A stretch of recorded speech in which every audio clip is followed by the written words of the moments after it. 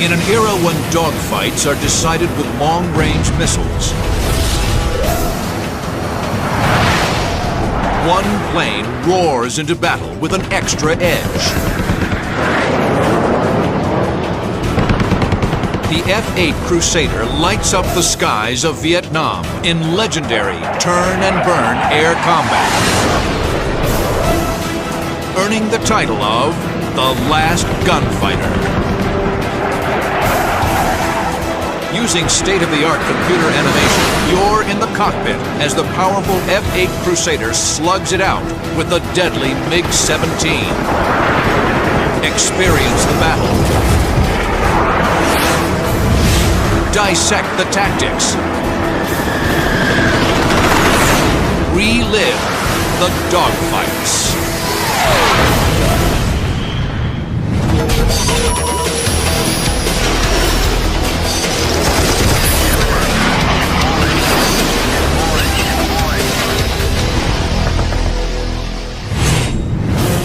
May 19th, 1967.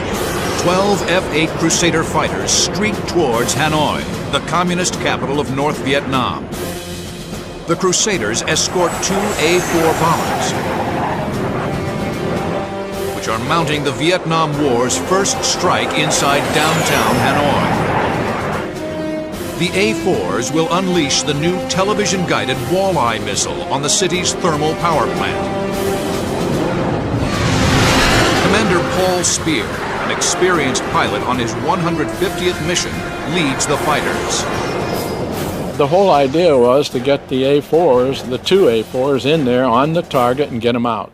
We knew it was important to get the walleyes in there, and it was a snarling place to go over Hanoi.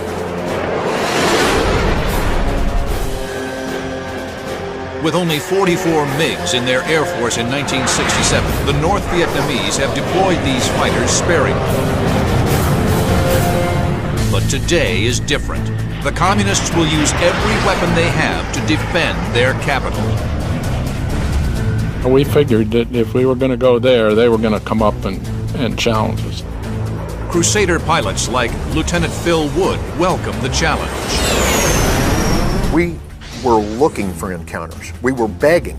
We would go to bed at night and pray, say, please let me get involved with the MiGs. Well, they wouldn't come out. As they cruise into Hanoi airspace, Phil Wood spots a U.S. Navy A-6, part of a diversionary bombing mission. He's fleeing the target area with a MiG-17 right on his tail.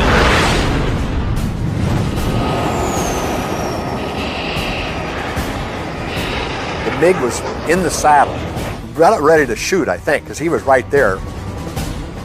Wood must get on the MiG's tail. He kicks in his afterburner and swings his nose 180 degrees to the left.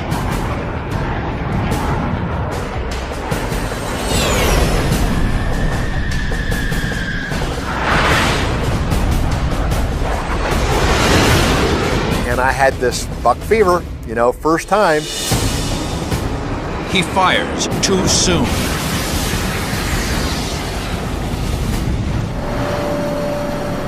The heat-seeking Sidewinder loses lock and turns higher than 2 Gs.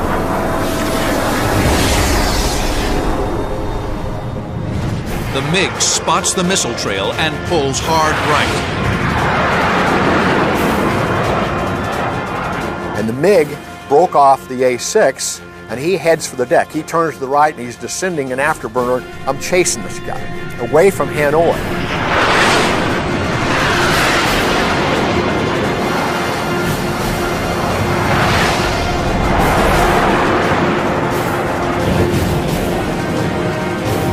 We're down on the treetops, and I'm right on his tail, and I'm gunning.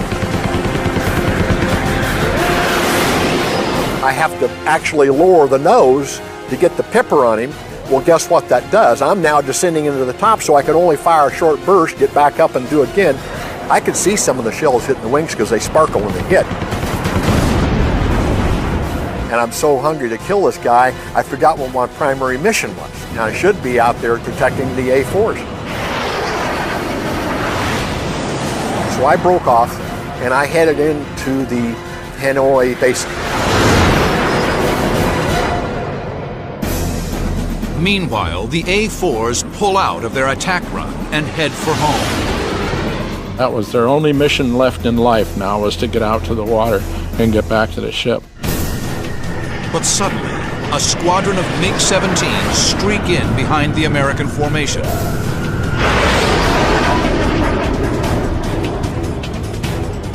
Commander Paul Spear and his men break away to engage the MiGs. The F-8s and MiGs close on each other.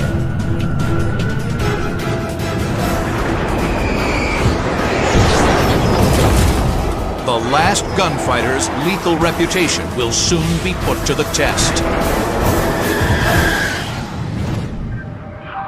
With the arrival of the supersonic age in the early 1950s, the U.S. Navy needed a heavily armed carrier-based jet fighter capable of breaking the sound barrier. In June of 1953, Chance Vought Aircraft won the contract to design and build the new fighter. Within 2 years, the first prototype F-8 Crusader was airborne. Equipped with a Pratt & Whitney J57 engine, the new plane was fast. On its maiden flight, it broke the sound barrier. Soon after, it became the first American plane to top 1,000 miles per hour. On July 16, 1957, an F-8, piloted by future astronaut John Glenn, set the transcontinental speed record, streaking from Los Angeles to New York in 3 hours, 23 minutes. The plane was not just fast, it was maneuverable and versatile, a fine dogfighter that could also serve as a bomber and photo reconnaissance plane. In fact, an F-8 snapped incriminating intelligence photographs during the Cuban Missile Crisis.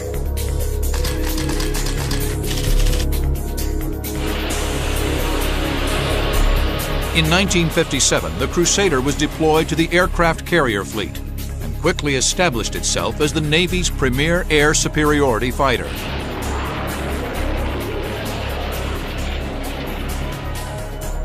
The Crusader was a landmark aircraft.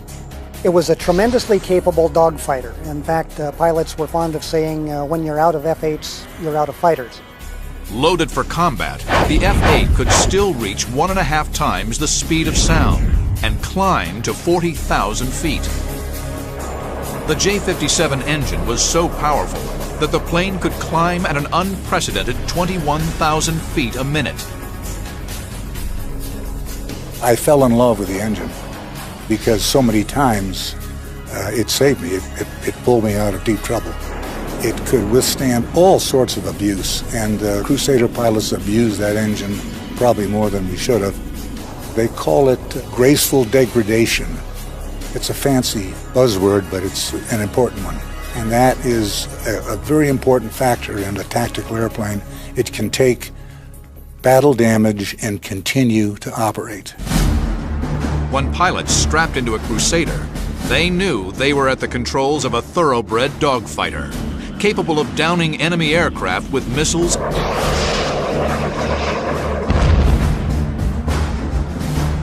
and guns.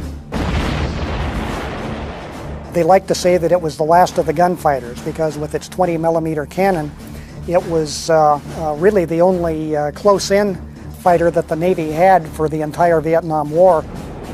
The other fighter in the Navy's fleet was the F-4 Phantom, which was a two-seater and was armed with only missiles. When Lieutenant Phil Wood finished his stateside training and was given his choice of the two fighters, he picked the Crusader. And I said, you know, I'm a gunfighter. I'm a fighter pilot. I want to have an airplane all by myself, and it had a reputation for being a kick and take names. May 19th, 1967. That reputation is tested as never before. With a squadron of MiG-17 streaking in, Commander Paul Spear and his Crusaders splinter off and target their own MiGs. The fight quickly escalates, and the airspace above Hanoi turns into a swirling furball. flak, anti-aircraft fire, and the main event, Crusaders and MiGs in full throttle aerial combat.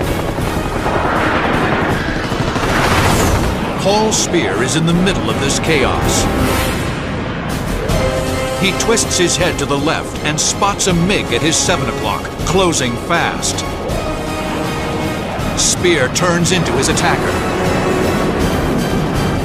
Soon the combatants are locked together in a rolling dogfight. A single mistake could mean the difference between life and death.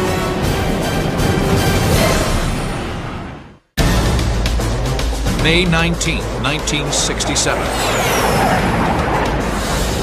A squadron of F-8 Crusaders, the Navy's only gunfighter, fly escort for A-4 bombers on the first U.S. bombing raid on downtown Hanoi. MiG-17s are scrambled to attack the retreating Americans. Paul Speer soon finds himself locked in a complex aerial maneuver with one of these MiGs. It's called a rolling scissors.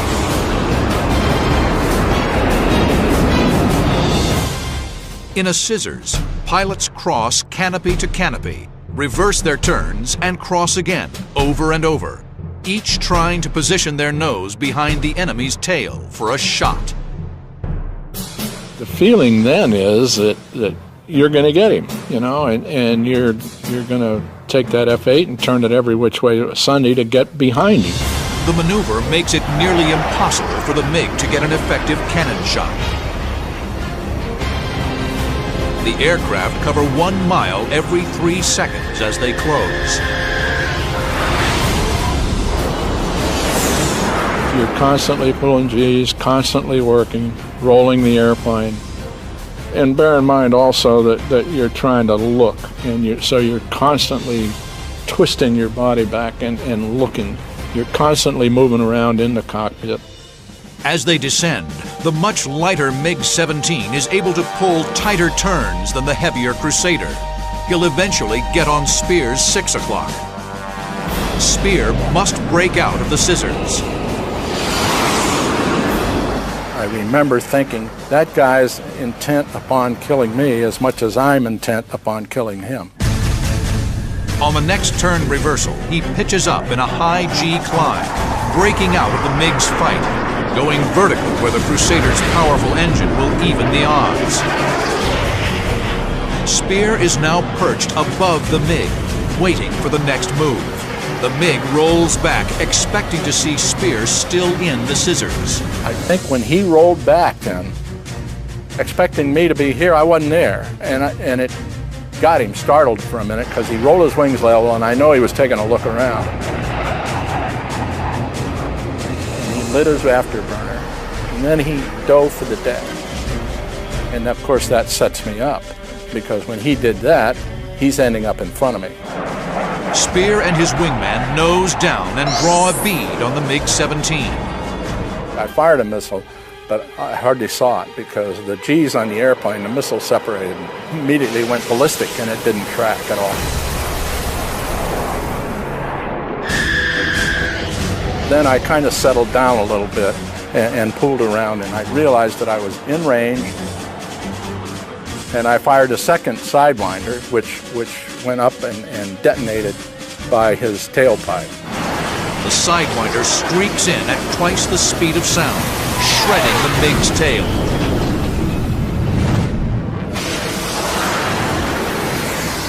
The expanding rod warhead on the missile got him and took his tail off. He ended up rolling over and going into the ground in a fireball.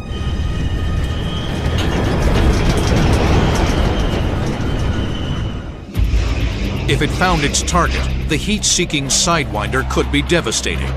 It was often fitted with an expanding rod warhead, which consisted of yard-long steel rods that, on detonation, would fan out into a giant spinning steel ring. The missile only had to get close for the rods to buzzsaw through the enemy aircraft.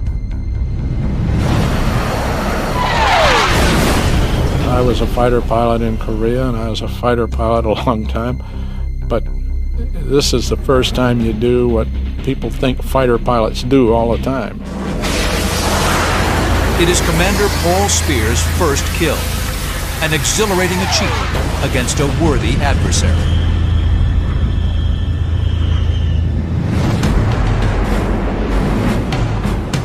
The MiG-17 was a full generation older than the Crusader. Due to its longer wing and taller tail, it had much greater stability at near supersonic speeds than its predecessor, the MiG-15. It was also the first Soviet fighter equipped with an afterburning engine, the Klimov VK-1F. Crusader pilot Paul Gilchrist flew a captured MiG-17 to detail its flight characteristics for the Defense Department.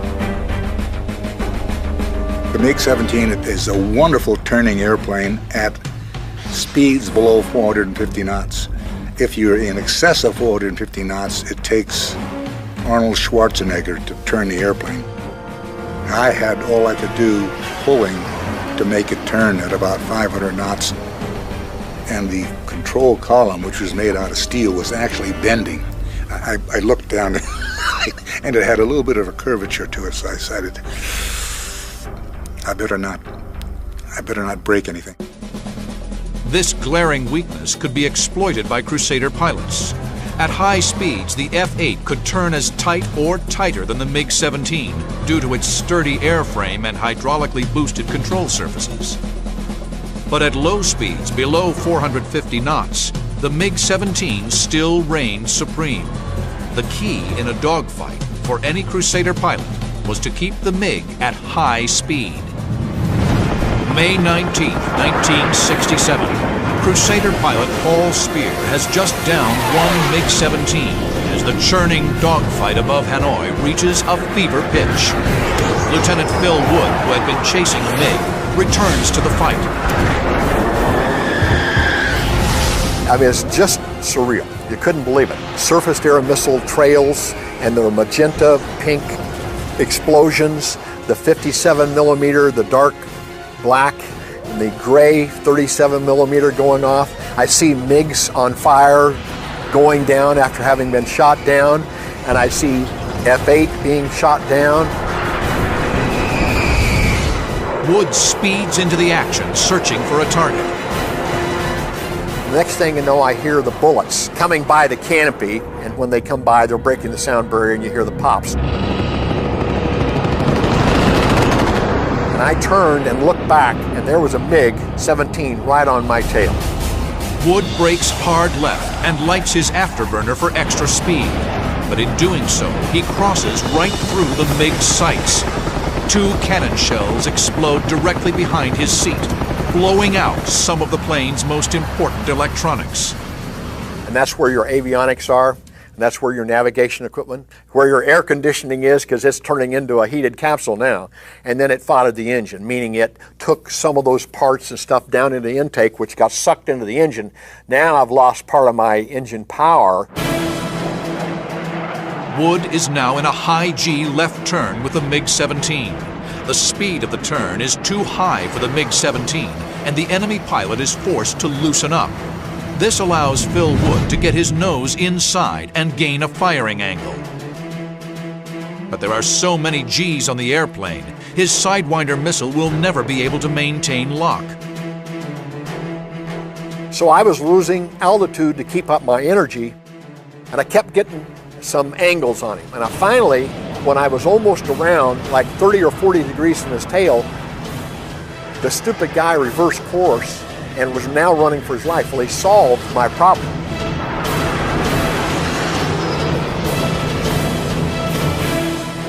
The MiG's break from the spiral allows Wood to straighten out and take G off the airplane.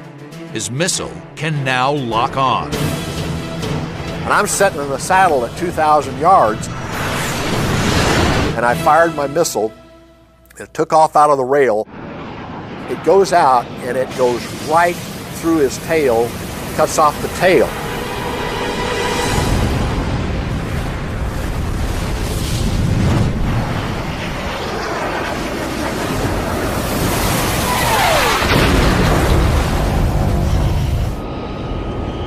cruises by the stricken MiG. I could see the color of his skin. I could see the patch on his left shoulder. Could see his oxygen mask. And then he ejected. I saw him eject. He got seat separation from the airplane, but he didn't get seat separation from his seat, and he just plummeted to his death. It's Phil Wood's first confirmed kill. The furball is winding down. Paul Spear and the rest of the Crusaders are running low on fuel and head home. Wood streaks toward the Gulf of Tonkin, 80 miles away. But his plane is in bad shape. His navigation equipment is out. He has no radio. And worst of all, he's slowly leaking fuel. If he's forced to ditch, he'll become a POW. And the North Vietnamese will show no mercy to an American pilot with a MiG kill under his belt. May 19, 1967. Lieutenant Phil Wood flies his wounded Crusader towards the Gulf of Tonkin. He knows he doesn't have enough fuel to make it all the way to his carrier. But luck is on his side. He spots the rest of the Crusader flight heading for a refueling plane. He matches speed with the tanker and guides the Crusader's retractable fuel nozzle into the refueling boom. I plugged in and got 1,000 pounds. It was enough to get me out into the Gulf. So I just headed out into the Gulf. I said, if I find a carrier, I'm going to land on it. Doesn't matter which one. And sure enough, I ran across this carrier that was in the wind, recovering aircraft. The captain of that carrier saw me coming in the wrong side and saw the smoke coming out of my airplane. He knew F-8s didn't smoke. The carrier's crew quickly wave off their own planes. They clear Wood for an emergency landing and anxiously wait on the deck.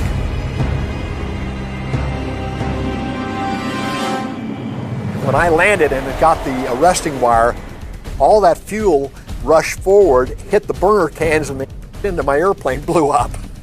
But anyway, I got aboard. I didn't know what carrier was on, and I looked at the side number, and it had the number 63, and I knew I was aboard Kittiot. And what this young lieutenant didn't know is that 17 years later, I'd be the captain of that carrier. In their first mission over Hanoi, the Crusaders have protected their bombers and downed 4 MiGs. We get back to the ship, and everyone is kind of ecstatic about the MiG engagement. It was the first of the real big ones there. We had a very successful day in the air. That was the first big day for the Crusaders. But the North Vietnamese can also claim some success. The Hanoi power plant survived. The Walleye was supposed to fly in a window and explode inside, but instead it struck the thick outside walls of the building. Also, Lieutenant Wood's plane was a total loss, and they'd shot down 2 Crusaders with ground fire. The last gunfighter proved itself an excellent combat plane. But at this point in the war, one-on-one encounters with MiGs remain rare. The North Vietnamese use their MiGs as just one part of a larger anti-aircraft system, including sophisticated Russian-built surface-to-air missiles and thousands of mobile anti-aircraft guns. Crusaders are often tasked with knocking out this air defense network. The F-8 could carry quite a bomb load. It had 2 wing points where we put bomb racks. We tried to avoid that as much as possible because we wanted to be fighter pilots, but we had that capability. But the Crusader was most often used as an escort, protecting ground attack aircraft like the A-4 Skyhawk. December 14, 1967, Air Wing 16, flying off the aircraft carrier Oriskany, is tasked with a unique mission. Drop mines into the Red River Delta, 40 miles southeast of Hanoi. Lieutenant Commander Dick Shafford, veteran F-8 Crusader pilot, escorts an A-4 Skyhawk bomber flown by Lieutenant Chuck Nelson.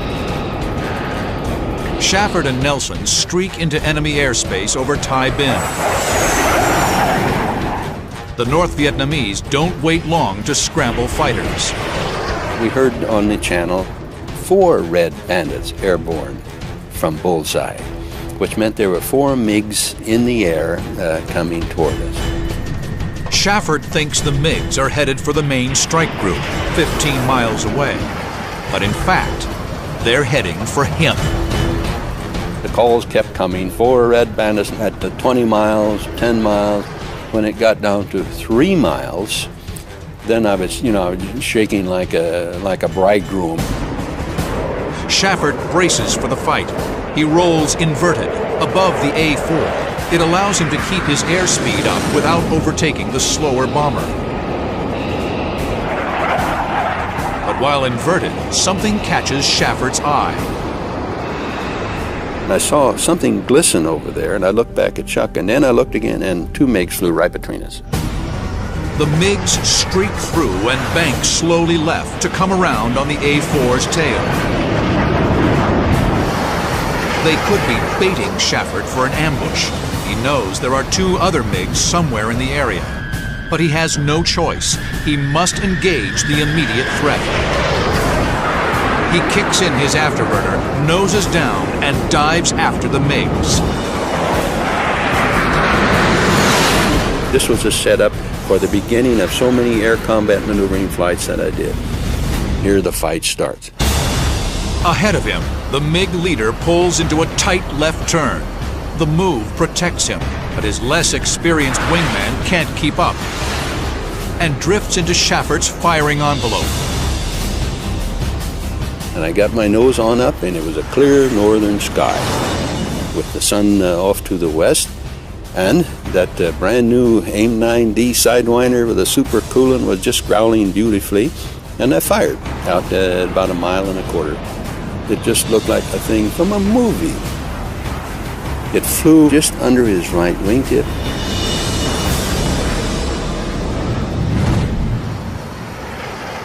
And that's where it passed under without fusing. Flew off into the wilderness.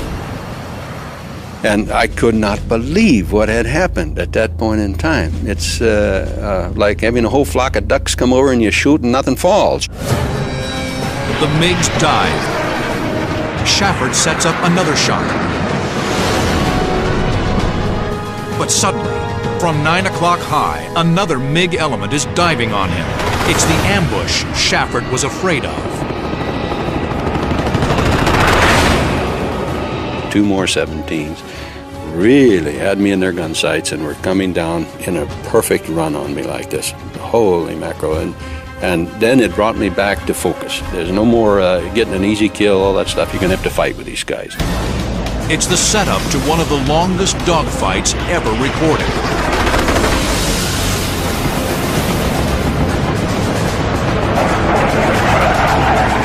While the average Vietnam dogfight lasted 45 seconds, Shafford relentlessly pursues 4 enemy MiGs for a gut-wrenching 10 minutes. December 14, 1967. 4 MiG-17s have ambushed an F-8 Crusader piloted by Richard Shafford. The 10-minute dogfight that is about to unfold will push Shafford to the limits of human endurance. As 2 of the MiGs dive in, Shafford rolls into a maximum 8G left turn to defeat the ambush. The MiGs are going too fast to match the turn and overshoot. 4 bandits are in the air. The situation is quickly unraveling. The A4 he was escorting has fled. And now Shafford faces 4-to-1 odds. He must play to his aircraft's strength. And I just stood the Crusader on its tail and did what it does best, and that is just climb. Climb like hell. And I went over the top at about 25,000 feet and turned upside down to see what was down there.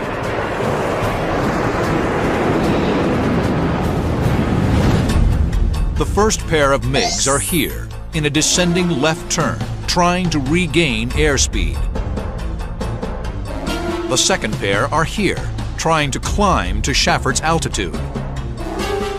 In his first move, he'll dive past the ascending MiGs, then attack the other pair, who are vulnerable targets given their low airspeed. Outnumbered but unafraid, Dick Schaffert noses down. The Crusader screams past the ascending MiGs at 450 knots. At 10,000 feet, he begins to pull out.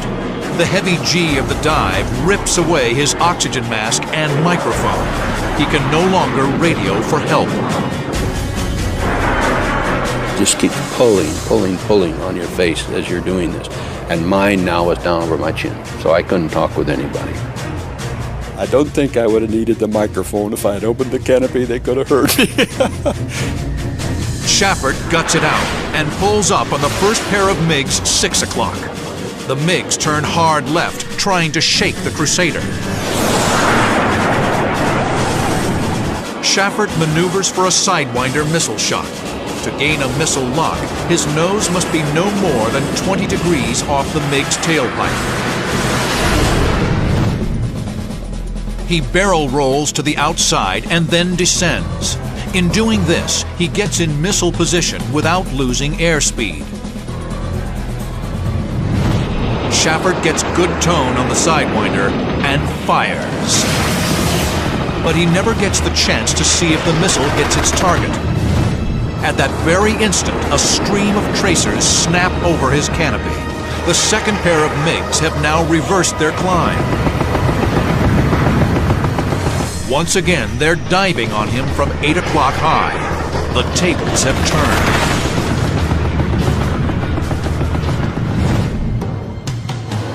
Schaffert is here. The second MiG element is here. He'll need to fly like a man possessed to escape another ambush. MiG fights are in nanoseconds, not seconds, but nanoseconds. 1 second the guy is a dot in your canopy, and the next he's past you. Instantly, Schaffert improvises a unique maneuver. He pitches the Crusader down, then rudders left, cutting under the MiG's turn. From the MiG's point of view, it's as if Schaffert simply disappears as he dives and cuts under them. Schaffert endures the grueling maneuver. The attack is derailed, but now he plummets toward the ground. He jams the stick back and lights his afterburner.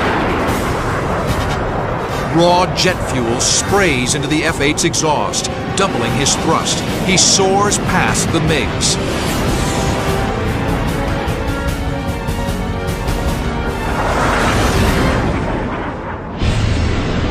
The MiGs try to follow, but their weaker engines can't match the Crusader's rate of climb. They stall out below. Schaffert levels off at 25,000 feet, hoping for a quick break in the action. He scans the area once again. The stalled MiGs are recovering, still very much in the fight. He looks west, hoping to catch some sign of friendly planes. His hopes are dashed. Yet another pair of MiGs at 3 o'clock high. This time, MiG-21s coming right at him. Well, I was, for a moment in time, kind of halfway frozen and said, what in the world is going on? As Schaffert turns into them, they fire their infrared-guided ATOL missiles, a reverse-engineered copy of the American Sidewinder. 4 contrails streak towards the lone Crusader. None of the missiles lock on. They fly harmlessly over Schaffert's head. And as quickly as the MiG-21s arrive, they depart. It's a guerrilla tactic often employed by MiG-21s in Vietnam. MiG-21s are a rare commodity for the North Vietnamese, and they're used sparingly. In 1967, there are only 16 in their Air Force. Using their speed, they streak into the area, fire all their missiles, hoping to score a lucky kill, and streak out, avoiding any dogfights with American aircraft. For Dick Schaffert, exhaustion from the physical strain from several minutes of high-G combat is starting to take its toll.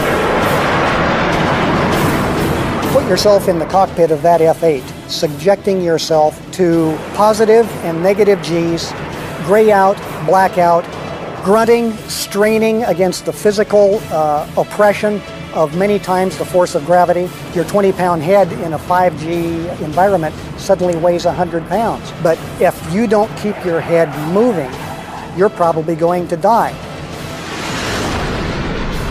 That's what Dick Schaffert did for 10 minutes. But Schaffert has sunk his teeth into the MiGs, and he's not letting go. The fight goes on. He shifts his attention to the MiG-17s, 10,000 feet below. They were coming around underneath the position that I was, and this was my chance to make gunfighter mean something. The MiG-17s are here. Schaffert is above them. He can bank left and begin a dive on them. He'll gain tremendous energy in the dive, ensuring that he doesn't get locked in a low-speed turning fight. The MiG-17's strength. Schaffert noses down and dives on the MiG element. They bank left, hoping to force an overshoot. Schaffert must break up the MiG element. First, he will execute a barrel roll to the outside. Then, as he descends, he'll fire on the wingman. But instead of watching the missile to the target, he'll roll again, positioning himself on the MiG leader's tail.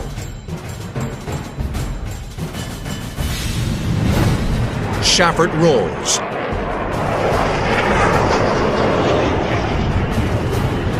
Then fires his last missile on the wingman.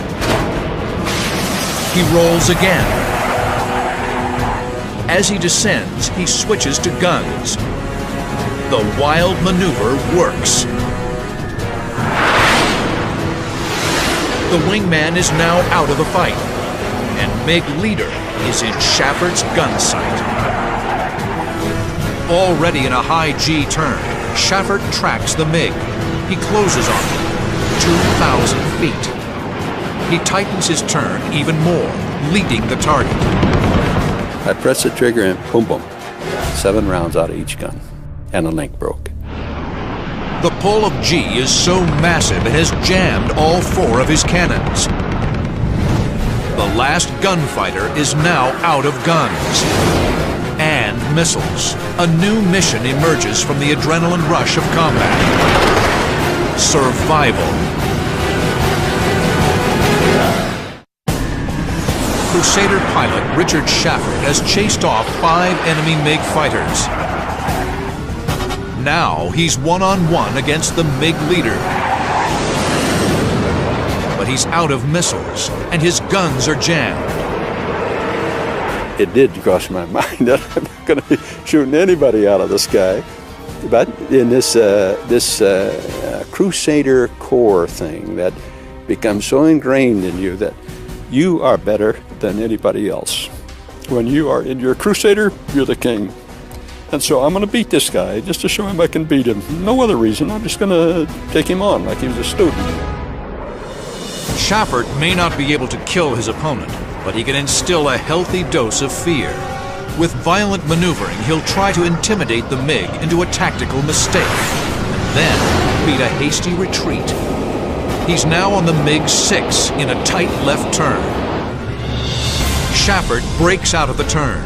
The MiG pilot seizes the opportunity and, for a fleeting moment, fires on him, but the tracers miss. Schaffert goes vertical. MiG leader climbs after him. The MiG-17 and F-8 claw for altitude. Schaffert runs out of airspeed at the top of his climb and noses over. The MiG does the same. At the bottom of the dive, they cross paths and climb again. As each pilot jockeys for position, they find themselves locked in a complex aerial maneuver, a vertical rolling scissors. Pilots describe it as a self-generating furball.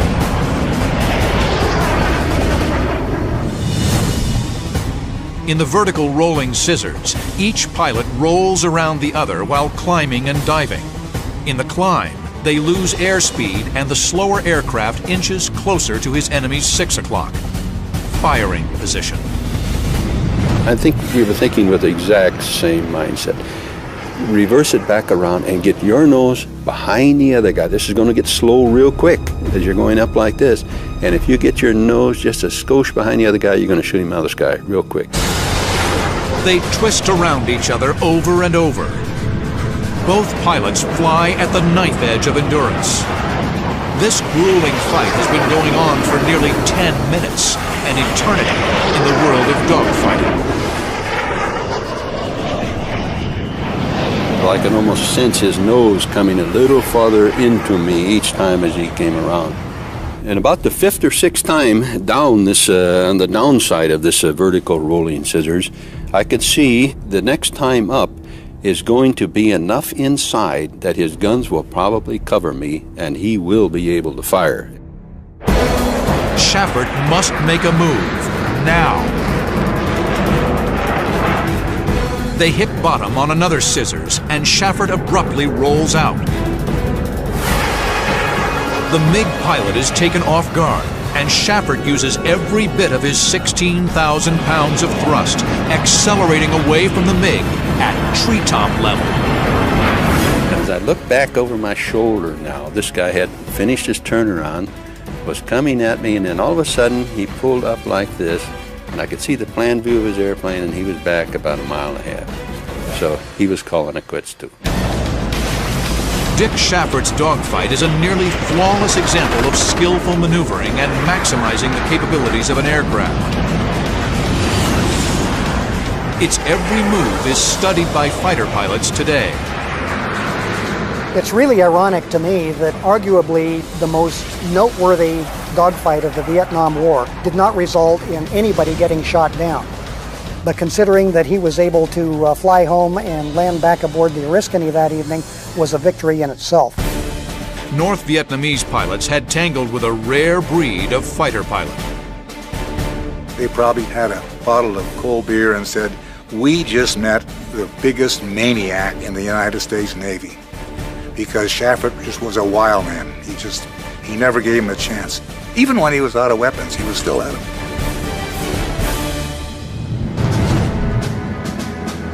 In the Vietnam War, the F-8 Crusader recorded a stellar win-loss record,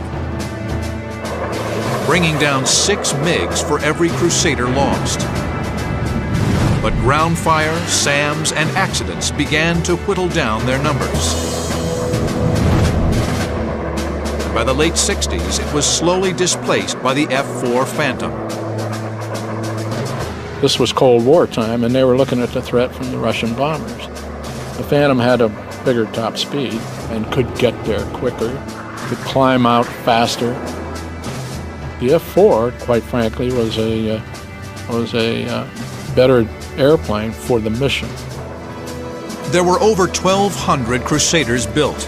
But in 1987, the last F-8 was decommissioned from the U.S. fleet. The Crusader's success in dogfighting had a long-term effect on naval aviation. It was known as the last gunfighter, but it wasn't. Missiles did not supplant guns as the dogfighter's weapon of choice, as military planners had thought. All future Navy planes would be fitted with guns. Even the Crusader's rival, the F-4 Phantom. And close in, turn and burn flying continues to be taught at Top Gun. Dogfighting tactics so skillfully executed by the F-8 Crusader and its pilots. I never knew a Crusader pilot that had fear of another airplane. Fear of missiles? You damn right betcha. Or fear of a guy with a lucky golden BB, like John McCain says? Yeah. But not another airplane, and that's the Crusader legacy. To be able to fight with a clear head because you don't fear anything.